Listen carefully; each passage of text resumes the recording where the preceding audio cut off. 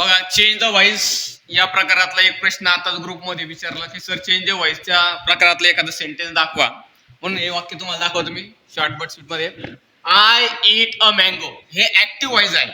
I eat a mango simple present tense मधलं एक वाक्य आहे.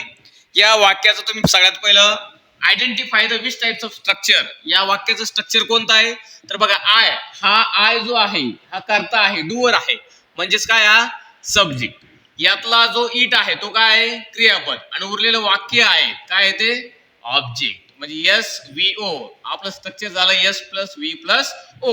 आणि या वाक्याचं ज्या वेळेला आपण चेंज द व्हॉइस करतो तर simple present tense change the voice करण्याचं स्ट्रक्चर तुम्हाला माहित पाहिजे. ते स्ट्रक्चर असं आहे बाळांनो. बघा, सगळ्यात पहिले घेतो आपण ऑब्जेक्ट, त्यानंतर हेल्पिंग वर्ब असतं ए आय एम इज आर, त्यानंतर क्रियापदाचं तिसरं रूप त्याला आपण पास्ट पार्टिसिपल म्हणतो, त्यानंतर बाय, आणि ओरेल शेवटला सब्जेक्ट. सब्जेक्ट म्हणजे याचा काय घ्यायचं तुम्हाला थर्ड फॉर्म घ्यायचा आहे. हा बघा, तर या वाक्यातलं आता तुम्हाला सगळं बघा हे स्ट्रक्चर माहिती आहे, फक्त घ्या आता सांगा. ऑब्जेक्ट काय आहे a mango, a mango. Okay, आता हा it I simple present tense आहे, मुलगा आहे म्हणून काय इज. प्रेझेंट टेन्सला काय क्रियापद इज. त्यानंतर V3 इटचा V3 काय होतो बाळांनो पास्ट पार्टिसिपल इटन.